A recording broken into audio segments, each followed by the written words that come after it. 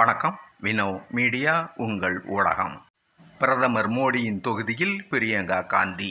India கூட்டணியின் பிரதம வேட்பாளர் மல்லிகார்ஜுன கார்கே. வெல்லுமா மேற்கு வங்க முதல்வரின் வியூகம்? பார்க்கலாம். நிகழ்ச்சியை கடைசி வரை பாருங்கள். பிடித்திருந்தால் லைக் செய்யுங்கள், ஷேர் செய்யுங்கள், கமெண்ட் செய்யுங்கள், சேனலை சப்ஸ்கிரைப் செய்து கொள்ளுங்கள். காங்கிரஸ் கட்சியின் தேசிய தலைவராக மல்லிகார்ஜுன கார்கே தேர்வு செய்யப்பட்ட போதே காங்கிரஸ் கட்சியின் அரசியல் பாதையில் வித்தியாசம் தெரிய ஆரம்பித்து விட்டது. சுமார் 24 வருடங்களுக்கு பிறகு நேரு குடும்பத்தை சாராத ஒருவரை கட்சியின் தலைவராக தேர்வு செய்தது காங்கிரஸ். கட்சி தலைமைக்கான தேர்தலில் போட்டியிடாமல் விலகி நின்று கட்சியின் அதிகாரம் மீது எங்களுக்கு ஆசை இல்லை என்பதை சொல்ல விரும்பியது நேருவின் குடும்பம். அதை செய்தும் காட்டியது. கட்சி தேர்தலில் வெற்றி பெற்று காங்கிரஸ் கட்சியின் தேசிய காரிய கமிட்டியின் தலைவராக தேர்வு செய்யப்பட்டார் மல்லிகார்ஜுன கார்கே. உடனே விமர்சனங்களும் வந்துவிட்டன.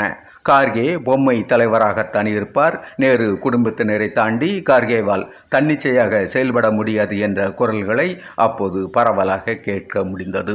சோனியா காந்தி, ராகுல் காந்தி, பிரியங்கா காந்தி ஆகியோர் காங்கிரஸ் கட்சியின் தலைவராக இல்லாத போதும் அவர்கள் அந்த கட்சியின் முக்கிய முகங்களாக இருப்பதை காண முடிகிறது இன்று.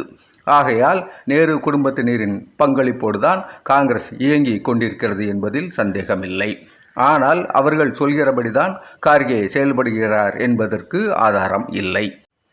இப்படிப்பட்ட நிலையில்தான் வரக்கூடிய நாடாளுமன்ற தேர்தலில் இந்தியா கூட்டணியின் சார்பாக பிரதமர் வேட்பாளராக கார்கேவை அறிவிக்க வேண்டும் என்ற விருப்பத்தை மேற்கு வங்க முதல்வர் மம்தா பானர்ஜி தெரிவித்திருக்கிறார். டெல்லியில் நடந்த இந்தியா கூட்டணியின் ஆலோசனை கூட்டத்தில் இந்த சிபாரிசு காரியம் நடந்திருக்கிறது.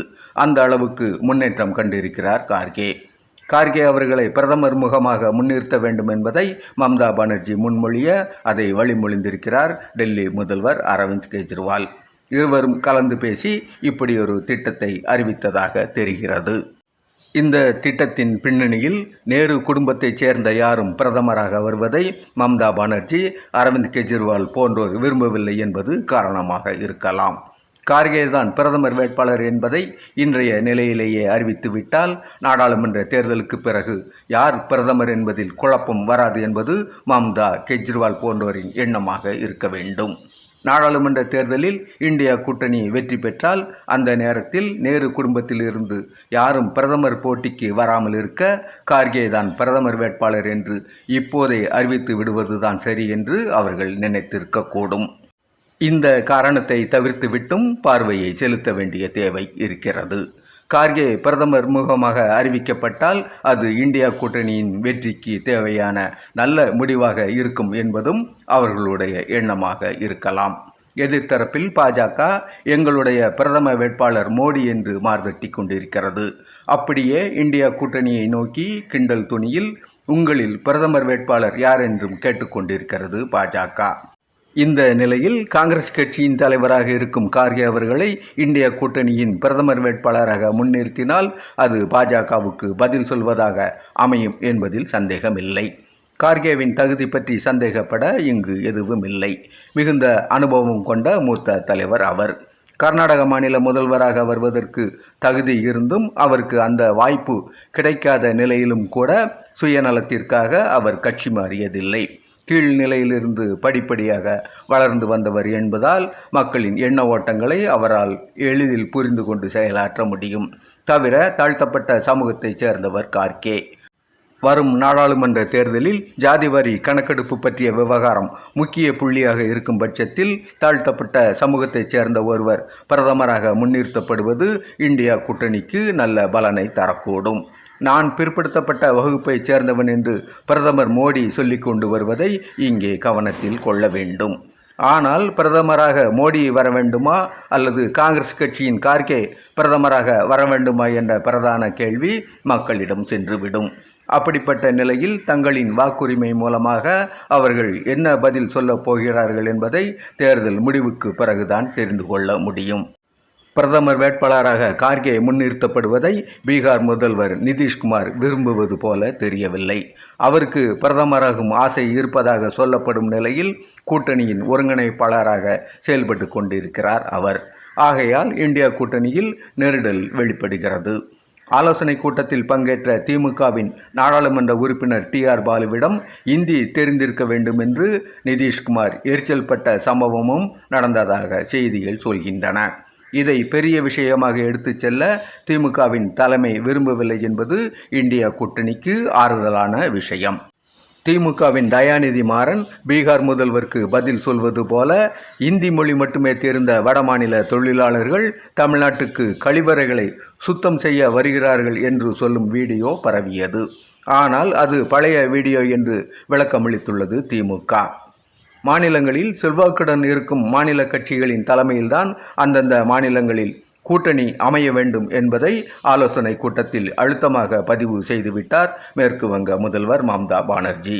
ஆக முக்கிய தேசிய கட்சி என்ற அந்தஸ்துடன் இருக்கும் காங்கிரஸ் கட்சிக்கு அந்த அந்தஸ்தால் பிரயோஜனம் இல்லை என்ற நிலைமை வந்திருக்கிறது. மாநிலங்களில் செல்வாக்குடன் இருக்கும் கட்சிகளிடம் காங்கிரஸ் அனுசரித்து செல்ல வேண்டிய கட்டாயம் ஏற்பட்டிருக்கிறது. சமீபத்தில் நடந்து முடிந்த மத்திய பிரதேசம், ராஜஸ்தான், சத்தீஸ்கர், தெலுங்கானா, மிசோரம் ஆகிய 5 மாநில சட்டமன்ற தேர்தல்களில் தெலுங்கானாவில் மட்டும் வெற்றி பெற்றது காங்கிரஸ். மற்ற வட மாநிலங்களில் காங்கிரஸ் தோல்வியை தழுவியதால் இப்போது மாநில கட்சிகளிடம் குரலை உயர்த்தி பேசும் நிலைமையில் காங்கிரஸ் இல்லை. அதே சமயம் காங்கிரஸ் கட்சியை மம்தா பானர்ஜி குறைத்து மதிப்பிடுவது போல தெரியவில்லை. காங்கிரஸ் கட்சியின் தெலுங்கானா வெற்றியையும் ராஜஸ்தான், மத்திய பிரதேசம், சத்தீஸ்கர் ஆகிய மாநிலங்களில் காங்கிரஸ் தக்க வைத்து கொண்டிருக்கும் சுமார் 40% வாக்குகளையும் மம்தா கவனத்தில் எடுக்க தவறவில்லை. காங்கிரஸ் இல்லாத கூட்டணியால் பாஜகவை வீழ்த்துவது சாத்தியமில்லை என்பதை உணர்ந்திருக்கிறார் அவர். ஆகையால் தான் காங்கிரஸ் 300 தொகுதிகளில் போட்டியிடலாம் என்று எடுத்துச் சொல்கிறார் அவர். பிரதமர் மோடியை எதிர்த்து பிரியங்கா காந்தி போட்டியிட வேண்டும் என்றும் சொல்கிறார் மேற்கு வங்க முதல்வர். அவருடைய அந்த யோசனை மோடியின் வெற்றியை சந்தேகத்திற்கு உள்ளாக்க வேண்டும் என்ற அடிப்படையில் தோன்றியதாக இருக்க வேண்டும். பிரியங்கா காந்தி மோடிக்கு நெருக்கடி கொடுப்பார் என்ற நம்பிக்கை மம்தாவின் விருப்பத்தில் தொனிக்கிறது. ஆனால் சென்ற 2019 நாடாளுமன்ற தேர்தலில் உத்தரப்பிரதேசத்தில் ராகுல் காந்தி தோற்று போன நிலையிலும் உத்தரப்பிரதேசத்தில் பாஜக செல்வாக்குடன் இருக்கும் நிலையிலும் பிரியங்கா காந்தியால் மோடிக்கு நெருக்கடி கொடுக்க முடியுமா என்பது பெரிய கேள்விக்குறி. ஒருவேளை மோடி போட்டியிடும் தொகுதியில் அவரை எதிர்த்து பிரியங்கா காந்தி போட்டியிட்டால் அதன் தாக்கத்தையும் தேர்தல் முடிவுதான் உலகத்திற்கு சொல்லும். இந்தியா கூட்டணியை பொறுத்தளவில் எல்லாம் பேச்சளவிலேயே இருக்கிறது. இப்போது நாடாளுமன்ற தேர்தல் முடிவுக்கு பிறகு இந்தியா கூட்டணி பெரும்பான்மை தொகுதிகளில் வெற்றி பெற்றால் அப்போது யார் பிரதமர் என்பதை தீர்மானித்துக் கொள்ளலாம் என்ற ரீதியில் பதில் சொல்லியிருக்கிறார் மல்லிகார்ஜுன கார்கே. அவருடைய எண்ண ஓட்டத்தில் கூட்டணியில் இப்போதே சலசலப்பு உண்டாகும் வகையிலான எந்த காரியமும் நல்லதாக இருக்காது என்ற பார்வை தெரிகிறது. இந்த நிலையில் தொகுதி பங்கீடு, தொகுதி உடன்பாடு போன்ற விஷயங்களை உடனே முடித்து கொள்ள வேண்டும் என்று கேட்டுக்கொண்டிருக்கிறார் மம்தா பானர்ஜி. எந்த முடிவையும் விரைந்து எடுப்பது தேர்தல் வேலைகளை தொடங்குவதற்கு தனக்கும் அவசியம் என்பதால் காங்கிரஸை அவசரப்படுத்துகிறார் மம்தா பானர்ஜி. வரும் ஜனவரி 2ஆம் வாரத்திற்குள் முடிவு காணப்படும் என்று சொல்லி வைத்திருக்கிறது காங்கிரஸ். இந்த இடைப்பட்ட நாட்களில் இந்தியா கூட்டணியில் முக்கியமான நகர்வுகள் நடைபெற இருக்கின்றன. இந்தியா கூட்டணியின் சார்பாக பிரதமர் என்று கார்கே இப்போதே முன்னிறுத்தப்படும் நிலையில் நாடாளுமன்ற தேர்தலுக்கு பிறகு இந்தியா கூட்டணி பெரும்பான்மை பெற்றால் அப்போதும் பிரதமர் போட்டியில் கார்கே முன்னுக்கு நிற்பார் என்பதற்கான சூழலை உணர முடிகிறது. நன்றி, வணக்கம்.